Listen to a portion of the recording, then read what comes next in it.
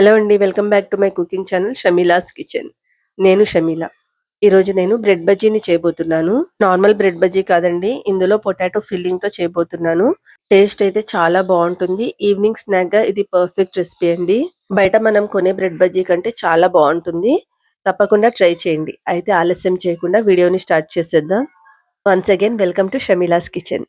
ముందుగా ఇందులోకి గ్రీన్ చట్నీని ప్రిపేర్ చేసుకోవాలండి. దానికోసం ఒక మిక్సీ జార్‌లో కొన్ని పుదీనా ఆకులు, కొంచెం కొత్తిమీర, 2 పచ్చిమిరపకాయలు, 2, 3 టీ స్పూన్ల దాకా పెరుగు, రుచికి సరిపడా సాల్ట్, అలాగే కొంచెం నిమ్మకాయని కూడా పిండుకొని వాటర్ యాడ్ చేసుకొని గ్రైండ్ చేసుకోవాలి.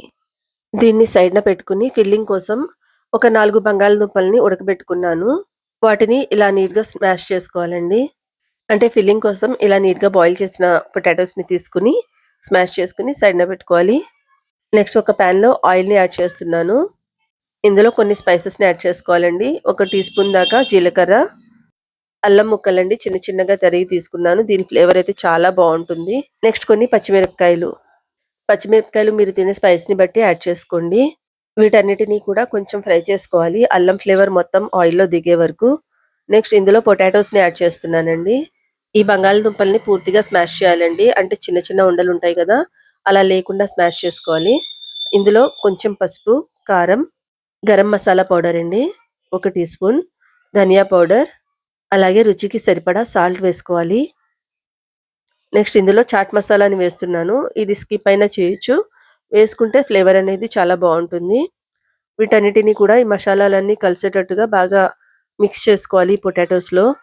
ఇలా పొటాటో ఫిల్లింగ్‌తో చేసే బ్రెడ్ బజ్జీ టేస్ట్ అయితే చాలా బావుంటుంది. మా పిల్లలకైతే ఆల్ టైమ్ ఫేవరెట్ అండి ఇది. నెక్స్ట్ ఇందులో కొంచెం కొత్తిమీరని యాడ్ చేశాను. అలాగే నిమ్మకాయని కూడా పిండుకుంటున్నానండి. నిమ్మకాయ అనేది మస్ట్‌గా పిండుకోండి. చాలా బావుంటుంది. అంతేనండి మన ఫిల్లింగ్ అయితే రెడీ అయిపోయింది. దీన్ని చల్లారడానికి సైడ్‌న పెట్టుకొని నెక్స్ట్ ప్రాసెస్‌లోకైతే వెళ్ళిపోదాం. నెక్స్ట్ ఒక 250 గ్రామ్స్ వరకు శనగపిండిని తీసుకున్నాను. దీన్ని జల్లించి తీసుకోవాలి. నెక్స్ట్ ఇందులో కొన్ని స్పైసెస్‌ని యాడ్ చేసుకోవాలి. 1 టీ స్పూన్ దాకా కారం వేసుకుంటున్నాను. అలాగే కలర్ కోసం కొంచెం పసుపు యాడ్ చేశాను. కలోంజీ అండి. నేనైతే ఇక్కడ కలోంజీని వేసుకున్నాను. మీకిష్టమైతే కలోంజీ వేసుకోండి. లేదంటే వాము యాడ్ చేసుకోండి. నెక్స్ట్ ఇందులో ఒక పావు టీ స్పూన్ దాకా తినే సోడాని యాడ్ చేశాను. తర్వాత రుచికి సరిపడా సాల్ట్‌ని యాడ్ చేసుకొని, కొంచెం కొత్తిమీరని కూడా యాడ్ చేశానండి. ఇవన్నీ కూడా కలిసేటట్టుగా ముందు కొంచెం కలుపుకొని, తర్వాత కొంచెం కొంచెంగా వాటర్ వేసుకొని, ఒక థిక్ పేస్ట్ లాగా చేసుకోవాలి. ఇది పల్చగా అవ్వకుండా చూసుకోండి. ఈ పేస్ట్ అనేది కొంచెం థిక్‌గా ఉంటేనే బావుంటుంది. పల్చగా అయిపోతే ఏంటంటే బ్రెడ్ స్లైసెస్ ఆయిల్‌లో వేసిన వెంటనే పైన పిండి జారిపోతూ ఉంటుంది. కన్సిస్టెన్సీ అయితే ఇదిగో ఇలా ఉండాలి. నెక్స్ట్ బ్రెడ్ స్లైసెస్‌ని తీసుకుంటున్నాను. ముందుగా మనం ఫస్ట్ గ్రీన్ చట్నీ ప్రిపేర్ చేసి పెట్టుకున్నాం కదా! దాన్ని దీని మీద స్ప్రెడ్ చేసుకోవాలి. 2 స్లైసెస్ మీద కూడా ఇలా ఈవెన్‌గా గ్రీన్ చట్నీని స్ప్రెడ్ చేసుకోవాలి. నెక్స్ట్ దీని మీద పొటాటో ఫిల్లింగ్‌ని ఇలా స్ప్రెడ్ చేసుకోవాలి.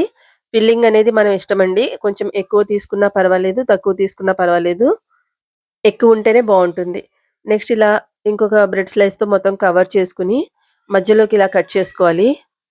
ఇలా కట్ చేసుకున్న బ్రెడ్ స్లైస్‌ని ముందుగా పిండి కలిపి పెట్టుకున్నాం కదండీ! అందులో మొత్తం అంతా కూడా కవర్ అయ్యేటట్టుగా కోట్ చేసుకోవాలి. నేను ఒక స్టవ్ మీద ముందుగానే ఆయిల్ వేడవ్వడానికి పెట్టేసానండి. ఆయిల్ బాగా వేడైన తర్వాత మాత్రమే ఈ బ్రెడ్ పీసెస్‌ని ఇందులో యాడ్ చేసుకోవాలి.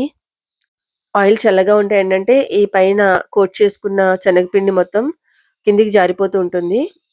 బాగా వేడైన తర్వాత మాత్రమే ఈ స్లైసెస్‌ని యాడ్ చేసుకోవాలి. తర్వాత ఇలా తిప్పుకుంటూ వీటిని ఫ్రై చేసుకుంటున్నాను. ఫ్రెండ్స్ మీకు ఈ వీడియో నచ్చితే తప్పకుండా కింద ఉన్న లైక్ బటన్‌ని ప్రెస్ చేయండి. అలాగే ఇలాంటి మరిన్ని వీడియోస్ కావాలి అని అనుకుంటే తప్పకుండా నా ఛానల్ షమీలాస్ కిచెన్‌ని సబ్స్క్రైబ్ చేసుకోండి. ఇవి ఇలా తిప్పుకుంటూ ఫ్రై చేసుకున్నానండి. మంచి గోల్డెన్ కలర్ వచ్చిన తర్వాత ఒక ప్లేట్‌లోకైతే తీసుకుంటున్నాను. టేస్ట్ అయితే నిజంగా చాలా బావుంటాయి. తప్పకుండా ట్రై చేయండి. మీ పిల్లలైతే చాలా ఇష్టపడతారు. దీన్ని ఇలా గ్రీన్ చట్నీతో సర్వ్ చేయండి. చాలా బావుంటుంది. అలాగే ఈ వీడియో మీకెలా అనిపించిందో కామెంట్ చేసి చెప్పడం మాత్రం మర్చిపోకండి.